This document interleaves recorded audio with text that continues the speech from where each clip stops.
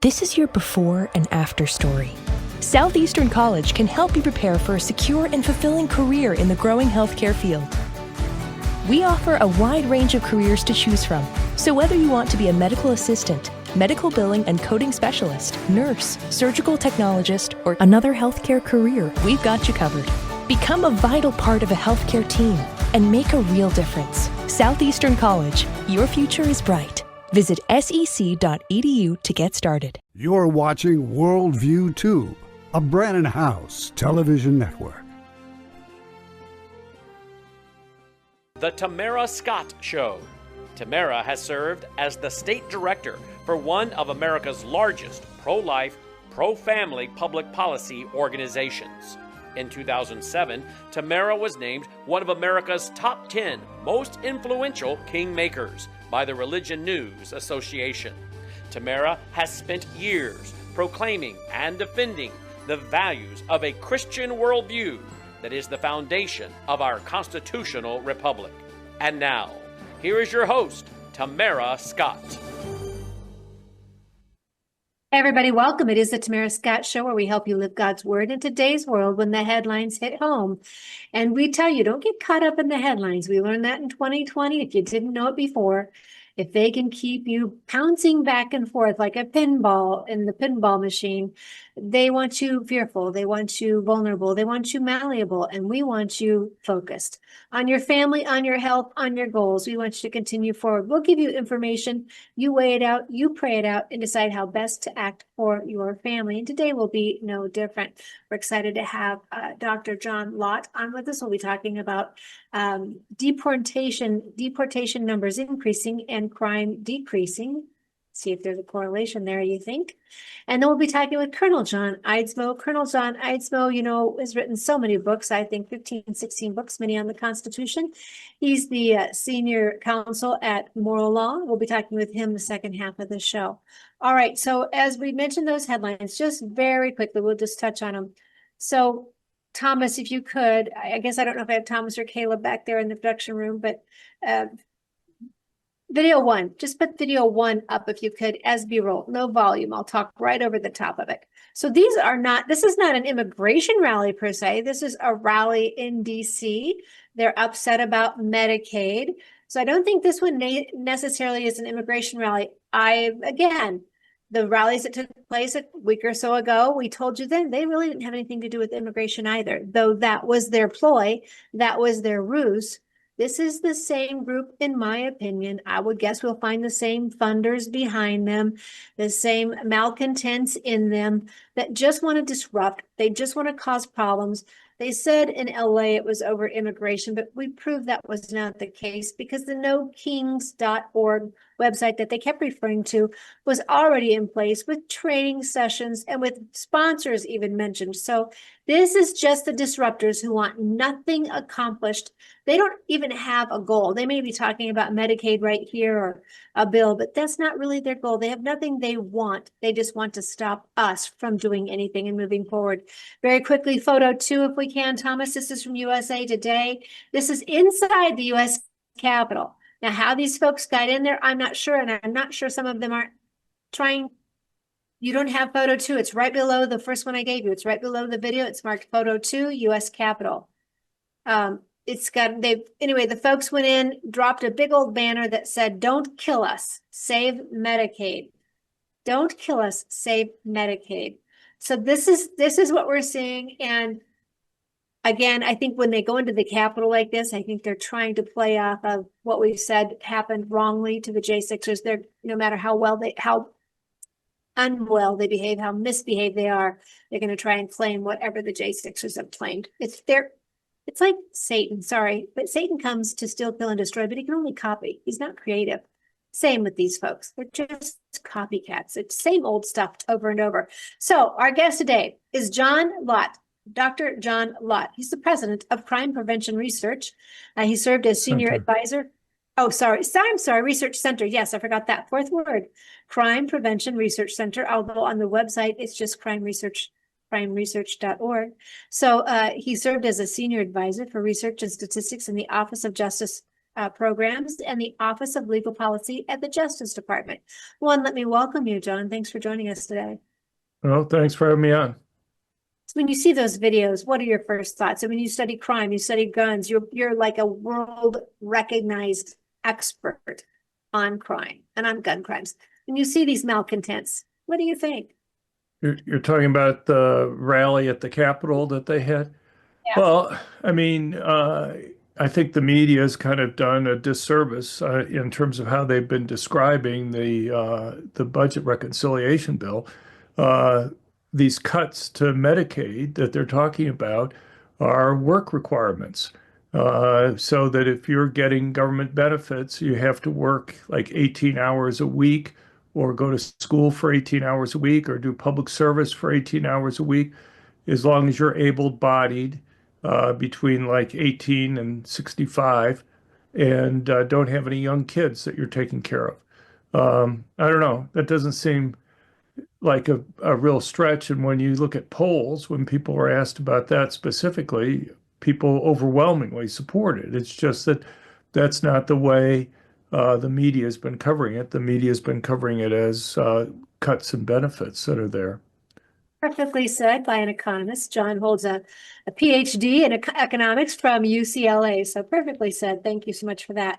All right, Thomas, if you can go to the third, number 3, the books, I want folks to see, John, you are also a prolific author. And so if we can get some of those books pulled up just so folks can see that, talk to us about some of your latest books that you've written.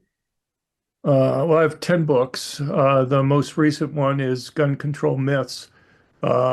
Basically, it goes through 45 different myths about guns and gun control, everything from how we compare to other countries in terms of things like mass public shootings to issues about how people should behave when they're confronted by a criminal, what's the safest course of action. So there's a whole list of things that we go through. And if you all go to crimeresearch.org/about, you can scroll down and you'll see those books that John mentioned. So I think it'll be very interesting reading for many of us. All right, so we're going to talk about the fact that deportations are rising and crime is supposedly decreasing as deportations increase. Oh, there's the books on the screen for you now. There you go. So you wrote the article on this June 16th, I believe it was. All right. Go ahead and start this because there may be some pushback from folks. You know, when are you familiar with the evangelical table? The evangelical table started by a group from Obama's staff, and they were going to pastors to tell pastors why they needed to welcome the illegal alien, the illegal immigrant, because they could witness to them, and then they would misquote scripture and they would misuse statistics, as if there were no more crime with any of these folks that were here illegally, like crossing the border illegally isn't a crime. Right. So, I mean, all you have to do is look at the Biden administration numbers that were put out about a little bit over a month before the election last year. The deputy director for ICE released that of the 7.4 million so-called non-detained individuals, over 9%, or about 663,000 of them, had criminal records. The problem is that it's a real underestimate of the problem for crime by illegals. These are virtually all people who voluntarily turn themselves in at the border. That's not going to be the most problematic group that's going to be there. The ones that try to evade getting caught, the so-called gotaways, there are 2 million plus of those during the Biden administration.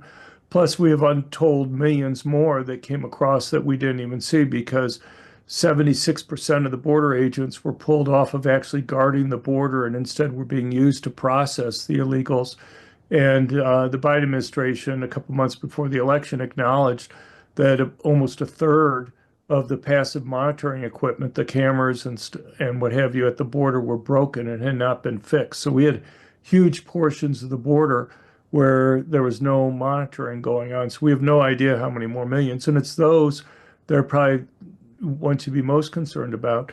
But on top of that, there were a number of countries like Venezuela, for example, or Cuba, that would not give information on the criminal records for those that were coming into the country. There's a large number of countries in the Middle East that wouldn't give information on the criminal backgrounds for the individuals that were there.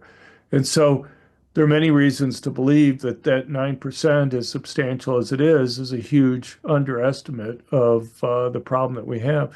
But look, during the Biden administration, when we had this surge of illegals coming into this country, we also had the largest percentage increase in violent crime that we've ever seen over any 3-year period. We only have the data through 2023 so far from the National Crime Victimization data from the Bureau of Justice Statistics. But during the first 3 years of the Biden administration, while we were seeing this huge influx, we had a 55% increase in violent crime. That's more than twice as large as the largest previous 3-year increase that we'd ever had since we've been recording the data. Now this year, just a couple of weeks ago, you had Kash Patel, the FBI director, come out and say that we are headed right now towards the lowest murder rate on record in the United States. At least for the first 5 months of the year, we have the lowest murder rate that they've ever recorded. And, the thing is, there are many things that are going on. Kash focused on his saying, let cops be cops. We had almost a third of the FBI agents in the DC area, and he's moved them out around the country to places where the crime's actually occurring. You had other things that have been occurring, such as replacing Soros district attorneys in places like Los Angeles or San Francisco, having people in there who actually want to go and punish criminals. So that makes it riskier for criminals to go and commit crime.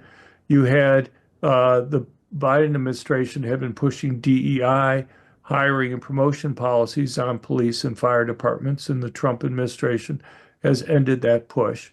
So those things matter. But on top of that, the fact that unlike the Biden administration, Trump has been concentrating on trying to deport criminals means that they're not here to commit crime. But I think it's more than that. I think even though we haven't caught a lot of the criminals that are here yet, they have an incentive to try to lay low. If they go and commit a crime, that puts them on police radars, and that makes it more likely that they'll be arrested. And if they get arrested, there's a chance that they're going to be deported now. And so you're both removing criminal illegals and also making it riskier for the criminal illegals who are here to go and commit crimes. Absolutely. We've got to go to our first break. I'm with Dr. John Lott. We're talking about immigration and crime going down as deportations go up. Stay tuned. We'll be right back. The Tamara Scott Show.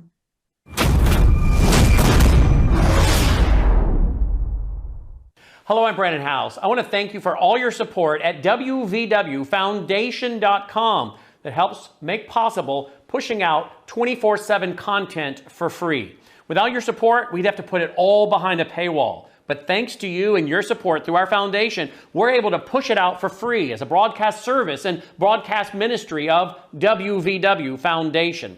Please consider going there and setting up an automatic monthly contribution, or go there and make an occasional contribution.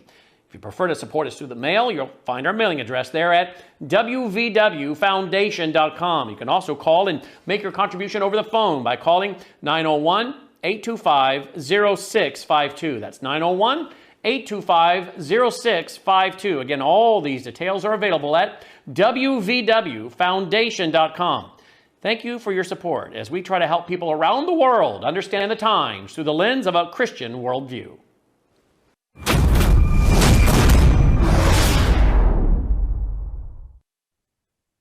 And we always tell you about our Bella Grace. This little sachet has the elixir of collagen, cat's claw, and astaxanthin.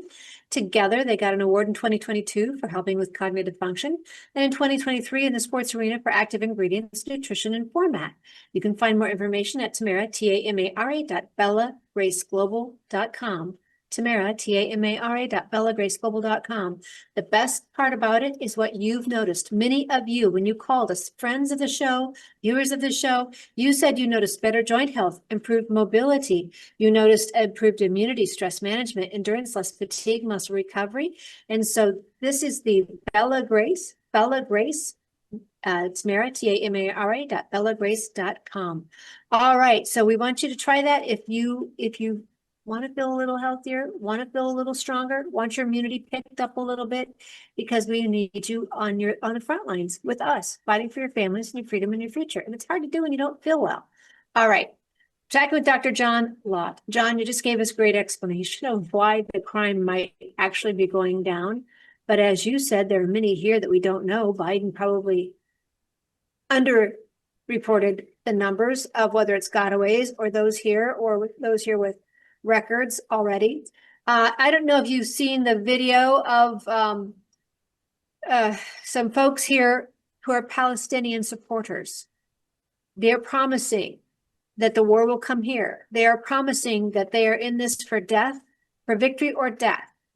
They are promising, to support Palestine at the cost of America's peace, America's security. Have you seen those videos? No, but I mean, look, we have all sorts of concerns that are there with regard to things like Iranians that may have come into the country. Iran has talked about possibly using sleeper cells to go and retaliate against the United States. That's concerning, particularly if, they had been on track to go and have a nuclear weapon. One of the leaders in Iran was just saying that they don't need to have planes or missiles in order to deliver nuclear weapons. And that's true. I mean, you can smuggle a nuclear bomb into a country, whether it be Israel or the United States, and set it off. So, you want to go and guard against these things. China has also brought in untold thousands of individuals into the United States.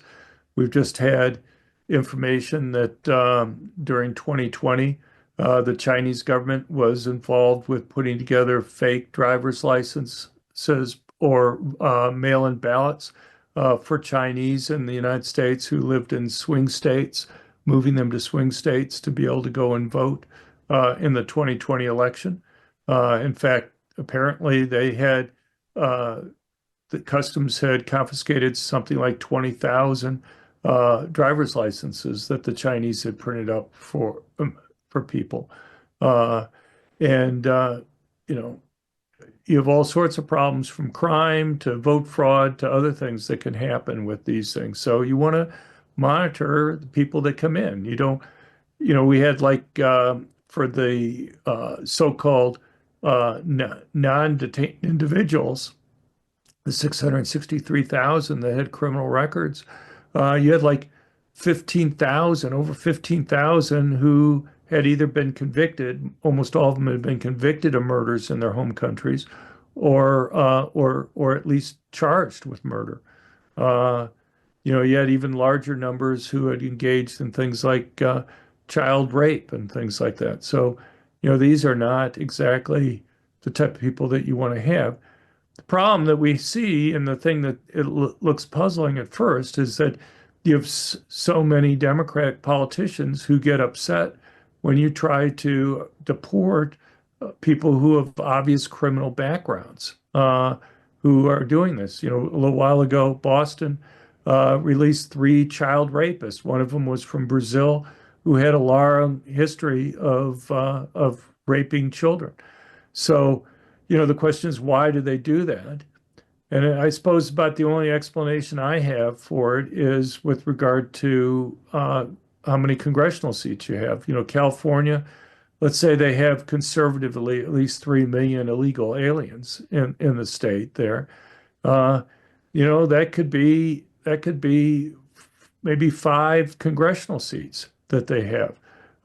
You look at Illinois and New York and Massachusetts, places which are sanctuary areas attract these illegals to be there, and the census doesn't differentiate between people who are illegally in the country and those who are American citizens when it's doing things like apportioning the number of congressional seats or apportioning things like federal dollars that are going to be given out to different areas. Yeah, it's certainly one of the things that it's one of those conversations that Americans have. They'd like to see that census change so that only Americans are considered when you're deciding or allocating congressional seats, which seems fair to me. Seems constitutional to me as well. All There are right, lots of errors in this 2020 census. They didn't have the political appointees really didn't have much of a statistical background, and they pretty much the staff kind of made lots of errors. And Republican states should have picked up something like 13 more congressional seats than they got. There were systematic errors that were there. I mean, even the Census Department has acknowledged those errors, but a year afterwards, it's too late to go and fix those things. I mean, you could imagine how much different the debate right now would be in Congress if Republicans had, 10 or 11 more congressional seats that are there. It'd be a very different situation to have, a 13 to 14 seat majority rather than three. Wow, what a difference that would have made. And it is extremely frustrating to hear that. And you can talk about 2020 and COVID might have played into that a little bit as far as the errors. But when you say, I mean, I just have to wonder if it was purposeful, intentional. I am that Well, they sinister. impute values to different places, and it just goes to show you if you're going to appoint political appointees, you got to be careful that you just don't put in somebody who likes you, but you have somebody who actually has the background. Now, I think this time Trump is doing much, much better job of appointing people to different positions. And that's true in many areas, from the Department of Justice to Department of Commerce to other places, Department of Homeland Security. They're much better than they were last time. All right, so we have about 4 minutes left, Dr. John Lott, and I want you to have every opportunity to get the important facts out to our people. Is there something more we should be considering? We've talked about the folks who are here who do want to do us harm, and I think there are more than we realize who are here that want to do us harm. We've got the Gateway Pundit article I put on the Tamara Scott Show Facebook page, where one of the newly anointed or appointed leaders in Islam was calling people to, he was calling arms specifically against our president and our vice president and those in Well, I mean, leadership. Iran had 2 attempts on Trump's life that we know about that were there. Maybe they had more. Look, we have about 670,000 full-time police in the United States. They have to take care of 340 million people, over 340 million people. Maybe at any point in time you have 230,000 police on duty. That's one police officer for every 1,500 people that's there. Police have an incredibly important job, and if anybody's read my academic research, I think police are the single most important factor for reducing crime. But the police themselves understand that they virtually always arrive on the crime scene after the crime's occurred. And the question is what people should do when they're having to confront a criminal by themselves. And having a gun is by far the safest course of action. And there's 2 groups of people who benefit the most from having guns. People who are relatively weaker physically, women and the elderly. You're almost always talking about a male criminal doing the attack. And when a man is attacking a woman or an elderly person, there's a lot larger strength differential that exists there than when a man is attacking another man. The presence of a gun represents a much bigger relative change in a woman or an elderly person's ability to go and protect themselves.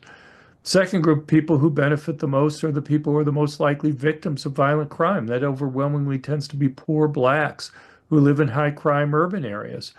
It'd be great if the police were there all the time to protect them, but they're not. And again, the question is, what should people do when they're confronting a criminal by themselves? We recently, since you're talking about terrorist type things, we recently completed a study looking at active shooting attacks in the United States from 2014 to 2023 over those 10 years. The FBI defines an active shooting case as a case where guns fired in public, not involving some other type of crime like a robbery or a gang fight over drug turf, anything from one person being shot at and missed all the way up to a mass public shooting. Um, what we found, I found very interesting, we found that civilians actually stopped these attacks at a higher rate than police did. And I think there are a couple reasons for that. One is we have like 21.5 million concealed carry permit holders in the United States. We have 29 constitutional carry states where it's not even necessary to have a permit to be able to go and carry. And the thing is, uh, you compare that, we're just talking about how relatively few police, maybe you have 230,000 police that are on duty at any point in time. It's not too surprising. But the big thing, I think, also is that police have uniforms. And I don't think people realize what an incredibly difficult job having somebody in uniform makes their job. If you're an attacker, you have real tactical advantages. You can wait for the officer to leave the area before you can attack, or you can move on to another target yourself. Or if you're going to attack there, who do you think you take out first? You're going to take out the officer. And in fact, what we find is that in these active shooting cases, police officers are 7 times more likely to end up being killed in the attacks than civilians are, simply because being in uniform there makes them such a target. One way to think about this is we have air marshals on planes. Do you think that air marshals ought to be in uniform? I assume nobody would think that air marshals should be in uniform, because if you did happen to have a terrorist on a plane and the air marshal was readily identified, who do you think the terrorist would try to take out first? The advantage that the air marshal has right now is that terrorist doesn't know who it is that he has to worry about. If he tries to start causing trouble, maybe somebody behind him or to the side or something is going to be able to stop him. And so, and we see other things that are going on. One of the reasons why we did the study is that if you watch television police shows, you'll go and see something always go wrong if you have a concealed carry permit holder involved. They'll shoot a bystander, they'll have the gun taken away from them. In fact, when you're looking at these active shooting cases, there's not one single time where a concealed carry permit holder accidentally shoots and kills a bystander. There's one time where they wound somebody, but police actually shot and killed the wrong people 4 times. 2 of them were actually other police officers. So it's not a statistically significant difference. It's very low in both cases out of all the attacks that are occurring there. But, it just goes to show that a lot of and there's no cases where a civilian has a gun taken away from them. And there's no cases where they get in the way of the police being able to do the job. But yet, if somebody watches entertainment television police shows on ABC, CBS, NBC, or Fox, you'll see something going wrong all the time. I am writing this down. My viewers know my studio is my classroom. Great information. I assume we can find more of that information at your writings at the Crime Prevention Research Center. And that's right. The website is crimeresearch.org. Crimeresearch.org has all this information. You can look at the research report tab that we have there and go through all the research we put out. Very much appreciate you putting this all out for the rest of us once you gather all the information. Thank you. And to our viewers, you might find this interesting. I did. This particular group, crimeresearch.org, does not accept donations from gun or ammunition makers or organizations such as the NRA or any organizations involved in gun control debate on either side of the issue, nor do they accept donations from organizations involved in the debate over illegal immigration. That was very nice to have that up at front and to have that your policy, John. Thank you for that. Thanks for joining us today. I hope you'll come back another time. Good information. Sure. All right. Thank you very much. We'll be right back. The Tamara Scott Show. Colonel John Eidsmoe will join us.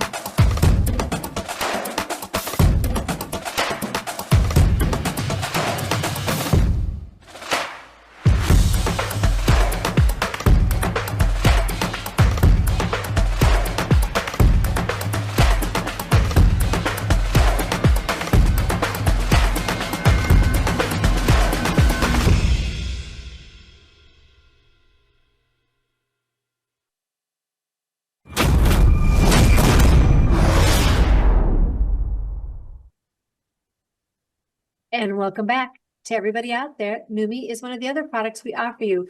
Numi, I call these swish and swallows. You swish them like a mouthwash, 3 seconds, 30 seconds, 3 minutes, wherever you're comfortable, and then swallow. Couldn't be easier. And they're very pleasant to boot. The lavender is for ladies. There are no hormonal supplements, but if you are on hormonal supplements, you might want to just check with your doctor just to make sure everything is okay. It's good for you anywhere along your journey as a female. The blue has the glutathione. Glutathione is one of those products that I had not known. It's one of those chemicals I did not know. The glutathione is something you need if you're oxygen based. You would not survive 3 to 7 minutes without it. It helps with 400 cellular functions, and it helps as an antioxidant, but it also helps detox. It helps detox forever chemicals, heavy metals, graphene oxide, one of those terms we also didn't know about till the last 4 or 5 years, and it helps detox glyphosate. Glyphosate is a chemical and ag product that there are concerns. If I mentioned the product, you would know exactly what it is, but there are concerns with links to cancers, HPVs, and diabetes. So the blue bottle, it helps detox graphene oxide, heavy metals, forever chemicals, and glyphosate. Now, used with that newer bottle right there, the mango, the Numi Neuro, the orange or mango colored bottle, that helps with your memory, your mind, and your focus. Used with the blue in combination, people notice such great results. The American Brain Council actually wrote about it, so positive that it's as if it were an endorsement. And I'm told they don't do endorsements or don't do them very often. But the results were so good when you use the blue and the mango together. You can find more information right there on your screen. Numi, NEUMI.com/TTSS. Numi, NEUMI.com/TTSS. All right. Joining me now is Colonel Don Eidsmoe, no stranger to many of you, an authority on the Constitution, written several books, many on the Constitution. He is the senior counsel and resident scholar at Moral Law Foundation, or morallaw.org. And so when we first saw the events unfold Saturday evening, right? And of course, the left couldn't help themselves. They were talking about how unconstitutional it was. And I really should have pulled up all the videos, whether it's Hillary Clinton saying what she would do, Kamala Harris saying what she would do, Biden saying what he would do, Obama saying what he would do to keep Iran from becoming a nuclear nation. And we also this week earlier played or had the little article on there. Some of the countries, I think it was the former president, maybe from Russia, saying they were going to prepare to send nuclear warheads to nuclear weapons, at least to Iran. So I guess that kind of blows the whole idea that this was just about clean energy, right? Kind of cat's out of the bag there. Your friends slipped it up for you. So when we consider all this, you have to consider what the commander-in-chief, the president, might have been going through. And so, Colonel Eidsmoe, I know we're several days away from it now. Seems like old news in America. My goodness, what we accomplished was so incredible. Precision mission as it was. And at least that's what we know at this point. Go ahead, give us your Constitution. You've written a great article on it. Give us your constitutional information. Was this Well, you're right. It was a great strike. It appears to be done with precision accuracy. And we don't know for sure that everything has been totally destroyed, but Iran's nuclear program has certainly been set back a great deal by this, and it was absolutely necessary. The question, whether it's constitutional, we need to look to the Constitution. And of course, Article 1, Section 8 says that Congress shall have the power to declare war.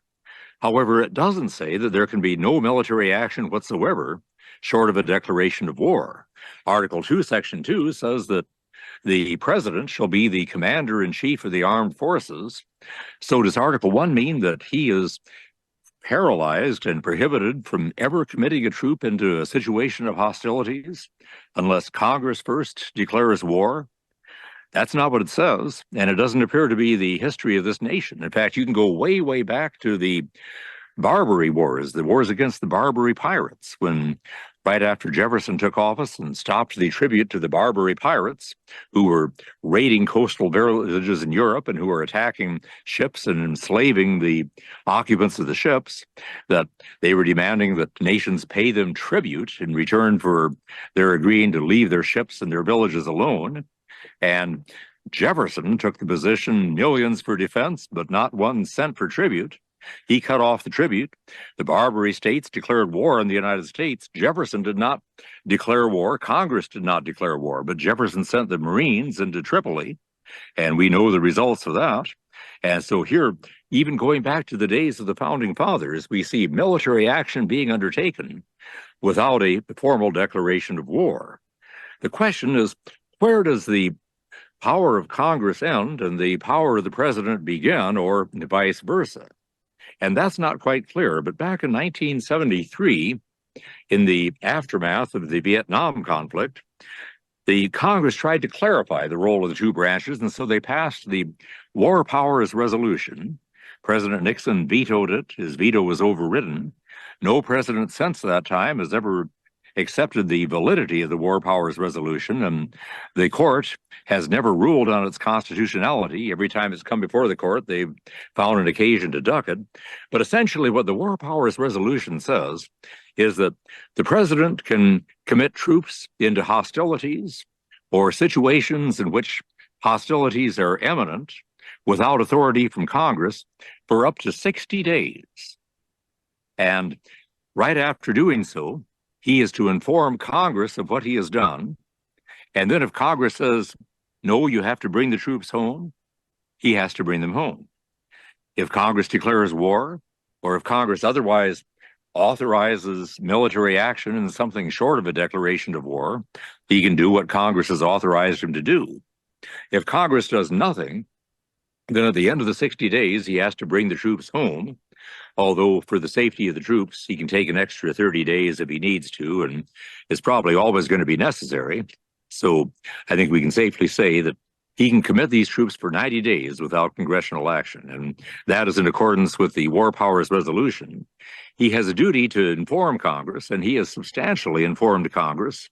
He hasn't told every member everything, and we, of course, have a couple of members of Congress like Omar of Minnesota and Tlaib of Michigan, who I wouldn't trust them not to immediately take any secrets to the Ayatollah. But he has informed Congress substantially of what he's doing. So I think he's in complete compliance with the Constitution. And even assuming the War Powers Resolution is constitutional, he's in substantial compliance with the War Powers Resolution. So I say his action is justified. Not only did he inform Congress, he informed the whole nation within 48 hours. Absolutely. The jets were hardly out of Iranian airspace, I think. They were still midair. And he alerted the whole nation. So I think absolutely he filled those requirements. And as I said, we've got videos of other presidents. I mean, Barack Obama, we hear the things that he did bombing countries. Was it 26,000 bombs? Somebody said that he put out. And then we've heard the use of drones that were not accurate and harming a lot of civilians. I mean, really, honestly, you're a colonel. You're a lieutenant colonel in which branch? Then a colonel, Air Force retired, and then colonel in the Mississippi State Guard retired. So you served in 2 different militaries. Have you ever thought or seen such an intense mission of such magnitude, with such precision, and with no leaking? As I'm looking back, I have not. And as I say, I think President Trump, one of the things I think is encouraging here is, the 4 years that he was out of office, I think he had a lot of time to think and plan. And I think he is a better president today than he would have been in 21 if he'd been reelected. But no, I haven't seen something comparable to this as far as the precision with which it was done. I think once governmental officials are rummaging through your wife's drawers and underclothing and private, I think there's a whole new resilience. And he was already tough. But I think there's a whole new resilience. I don't think anybody can deny he is a tough man, and that's the kind of man we need in office right now. And it sure didn't hurt him when he walked into NATO. What an entry. All right, we've got to go to break. We'll be right back with Colonel John Eidsmoe, and we're going to shift topics just ever so slightly when we're talking about our military and the great work that they have done. We'll talk about the foundations of this nation that set us on this course as July 4th approaches next week. Stay tuned.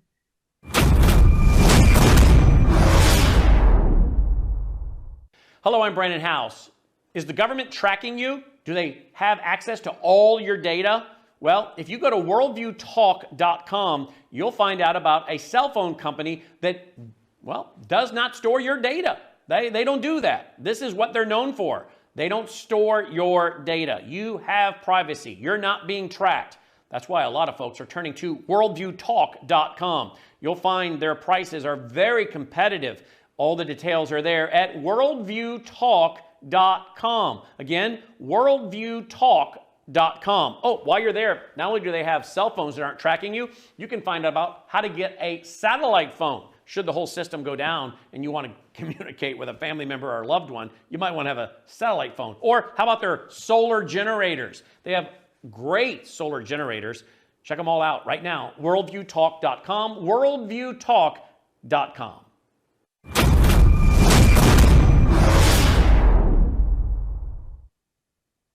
And I'm in studio with Colonel John Eidsmoe, written 16 books, I think it is, maybe more. 16 is correct. 16. And several on the Constitution. He is a senior counsel for the Moral Law Foundation, as well as a resident scholar. So we're talking about, I'm holding what looks like the Constitution, but there's also a copy of the Declaration of Independence in here. And that used to be one of my concerns. I don't know, maybe 30 years ago for me, when I was raising my kids, I was concerned when we go to these parades, everybody with their red, white, and blue and their festivities and their hoopla. And I would ask them, do you know what we're celebrating today? And other than liberty or freedom, I would say, what document are we celebrating today? They didn't know. They couldn't say whether it was a constitution or whether it was a declaration. So, Colonel, help us a little bit. Well, I'd certainly like to do so. Before we do that, could I just say a couple more things about the strike on Iran? Absolutely. I think these are essential to bring out. One concerns a preemptive strike. You know, traditionally we say in the law of armed conflict and principles of just warfare that just warfare has to be defensive, resisting an attack rather than offensive. But is a preemptive strike ever justified? And one of the principles of international law came from way back in 1832, the Caroline controversy, it is called, when British soldiers crossed the American border to destroy a ship that was supplying Canadian rebels. And U.S. Secretary of State Daniel Webster said that this was a preemptive strike and it could be justified, that preemptive strikes were justified when the necessity of self-defense is instant, overwhelming, and leaving no choice of means and no moment for deliberation. And that has been cited repeatedly since that time as basically an article of just warfare and when a preemptive strike is justified. You consider the situation here. Iran has repeatedly said America is the great Satan and we're going to destroy it. And Israel is the enemy and we are going to drive them from the river to the sea. They've repeatedly said this. Considering further that we know Iran has been working on a nuclear weapon. Consider further that Iran is 10 times the population of Israel and 70 times the territory of Israel, and has already been using its puppets. They're the Hamas, they're in the Gaza Strip, and Hezbollah, they're in Lebanon, plus the Houthi rebels there in Yemen, using those to launch strikes, as well as some by Iran itself. I'd say Israel and the United States were perfectly justified in launching preemptive strikes. Not only that, but we have the Nuclear Non-Proliferation Treaty that 191 countries, including Iran, have signed. This is a treaty by which they agree that outside of the 5 nuclear powers, that nuclear warheads, that is, will not be allowed in any other country. Iran signed the Non-Proliferation Treaty, and they are bound by that treaty. But anyway, let's go on to the question that you were asking them about the 4th of July, as we call it. And some people, all they know is it's the 4th of July. They don't realize that it is an important day in American history. So what does Independence Day signify? And it is the beginning of the nation. You know, we have 2 very important days in the beginning of the nation, July 4th, which we say is Independence Day, and September 17th, which we say is Constitution Day. And you might say the difference is this, that on Independence Day, the nation was created. On Constitution Day, the government was created, and the government is not the same thing as the nation. You think about Lincoln and his Gettysburg Address, and Lincoln in the Gettysburg Address said, 77 years ago, our forefathers set forth on this nation, or on this continent, a new nation. 77 years before this was not 1787, the Constitution. It was 1776, the year the nation was created, the Declaration of Independence. And the Declaration of Independence is the document by which we state our reasons for independence. On July 2nd of 1776, Congress voted to be independent. On July 4th, 2 days later, they adopted the Declaration of Independence as their formal document of independence. But it was actually several weeks later, before all of the members of Congress had completed their signing of the Declaration of Independence. So I think it's appropriate to say you could celebrate either the 2nd of July, and John Adams always thought the 2nd of July should be the day we celebrate independence, or it can be the 4th, the day we declare it, or it can be later. But in fact, when the Declaration, the signing was completed, Samuel Adams, the man that some call the father of American independence, Samuel Adams pointed to the true significance of the Declaration. He said, "We have this day restored the sovereign of the universe to the throne on which he is entitled. He reigns in heaven, and from the dawning till the setting of the sun, may his kingdom come."